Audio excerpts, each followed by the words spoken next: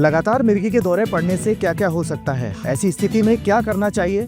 नमस्कार, मैं सोमेश सिंह राठौड़ और आप देख रहे हैं मरुधरा टुडे का स्पेशल कार्यक्रम पहला सुख निरोगी काया। अजमेर शहर के पंचशील रोड के रहने वाले 37 साल के युवक इकबाल खान ने कई बार दौरे पड़ने के कारण बेहोशी की हालत में अजमेर के पंचशील नगर स्थित क्षेत्रपाल हॉस्पिटल में इमरजेंसी में neuro physician doctor Monika Sachan की निगरानी में भर्ती हुआ। किस प्रकार के इकबाल को समस्या हो रही थी और कैसे उनका सफल इलाज क्षेत्रपाल हॉस्पिटल में हुआ, बताएंगे इस रिपोर्ट में। और अस्पताल में भर्ती मरीज का सफल इलाज करने के लिए क्षेत्रपाल हॉस्पिटल के निदेशक डॉक्टर रमेश क्षेत्रपाल ने neuro physician team, emergency staff, ICU nursing staff को धन्यवाद भी दिया है। मैं हूं डॉक्टर मोनिका सचान। मैं क्षेत्रपाल हॉस्पिटल में न्यूरो फिजिशियन के पद पर कार्यरत हूं।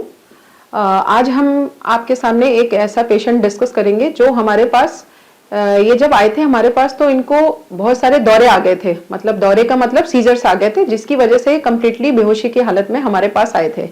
आते ही ये जब हमारे पास आए थे तो बिल्कुल बेहोश थे और हमने इनको तुरंत आईसीयू में एडमिट किया और आते ही ये इंटुबेट हो गए। मतलब इनको हमें वेंटिलेटर पे डालना पड़ा क्योंकि जो सीजर्स थे, दौरे थे, वो इतने ज्यादा आ गए थे जिसकी वजह से ब्रेन में ऑक्सीजन की कमी हो गई और हमें पेशेंट को वेंटिलेटर पे डालना पड़ा।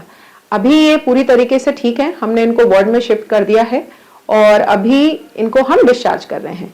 इस पेशेंट के माध्यम से मैं आपको ये बताना चाहती हूँ कि मिर्गी, जिसको कि हम एपिलेप्सी कहते हैं, या दौरा, या जिसको हम इंग्लिश में बोलते हैं सीजर्स, मतलब एपिलेप्सी, सीजर्स, दौरा, मिर्गी, इन सब में अंतर क्या है।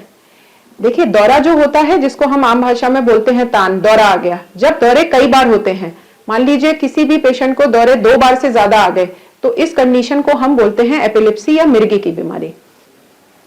मिर्गी के दौरों को पहचाने कैसे, हमारे जो आम जन होते हैं उनको समझने के तौर पर मैं ये बताना चाहूंगी। दौरे का मतलब होता है जैसे मांसपेशियों में ऐंठन आना या फिर बेहोश हो जाना, आंखें पलट जाना, यूरिन का निकल जाना। ऐसे जो दौरे होते हैं इनको हम बोलते हैं जनरलाइज सीजर। तो ये दौरे आसानी से आप लोग समझ सकते हैं। वैसे तो मिर्गी के जो प्रकार होते हैं वो बहुत सारे होते हैं, लेकिन जो ये वाला होता है जिसको हम जनरलाइज सीजर कहते हैं, ये आम जन की भाषा में आप इसको इस तरीके से लक्षणों से समझ सकते हैं। अगर ऐसा कुछ भी है आपके पेशेंट को तो आपको तुरंत उसको अस्पताल ले जाना ही पड़ेगा। या फिर एक बार अगर दौरा आए, उसके बाद अगर पेशेंट को होश में नहीं आ रहा है, या फिर 2 बार दौरे आ गए, तो 2 बार अगर दौरे आ गए या फिर एक दौरे के बाद में पेशेंट बेहोश है, तो ये जो होती है ये एक इमरजेंसी सिचुएशन है जिसको हम बोलते हैं स्टेटस एपिलेप्टिकस। इस कंडीशन में आपको पेशेंट को अस्पताल दिखाना ही दिखाना है। अब दौरे के या सीजर्स के बहुत सारे कारण हो सकते हैं। ये कारण जो हैं वो उम्र के हिसाब से बदलते रहते हैं। नॉर्मल जो युवावस्था होती है उसमें जो हमारे मेन कारण होते हैं, जैसे कि हमारे ब्लड में कोई इन्फेक्शन हो गया या ब्लड में ग्लूकोज की कमी हो गई, या जो इलेक्ट्रोलाइट्स होते हैं जैसे सोडियम, कैल्शियम, मैग्नीशियम, इनकी कमी की वजह से भी पेशेंट को सीजर्स या दौरे आ सकते हैं।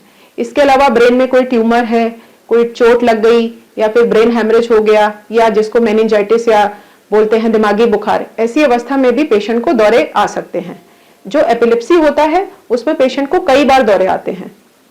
एपिलेप्सी के बारे में भ्रांति ये है कि लोग ये समझते हैं कि एक छुआछूत की बीमारी है, लेकिन ऐसा बिल्कुल भी नहीं है। अगर पेशेंट का मिर्गी है, उसको डायग्नोस अगर आप प्रॉपर तरीके से करें और उसका सही तरीके से इलाज कराएं तो मिर्गी का इलाज बिल्कुल संभव है।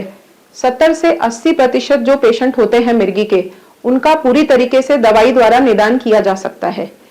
एपिलेप्सी की जांचों में जो मेन जो जांचें होती हैं उसमें जो होता है, पहला होता है MRI brain with epilepsy protocol, और दूसरी जांच होती है ईईजी की, जो कि जैसे कि वीडियो ईजी है, बेड साइड ईजी है। ये दोनों की सुविधा हमारे अस्पताल में उपलब्ध है। अगर किसी पेशेंट को बार बार दौरे या तान की बीमारी है तो उसे अवश्य ही न्यूरो फिजिशियन से कंसल्ट करना चाहिए। मिर्गी का इलाज संभव है और इसको सिंपल कुछ दवाइयों के माध्यम से हम दूर कर सकते हैं। इसलिए ये कोई ऐसी मतलब छुआछूत वाली बीमारी नहीं है कि आप इसको कहीं और दिखाएं। आपको प्रॉपर डॉक्टर से कंसल्ट करना जरूरी है। और मिर्गी के बारे में एक और भ्रांति है कि अगर एक बार जो पेशेंट्स आते हैं हमारे पास, वो बोलते हैं एक बार अगर इलाज चालू हो गया तो क्या जिंदगी भर इलाज चलता रहेगा। ऐसा कुछ नहीं है।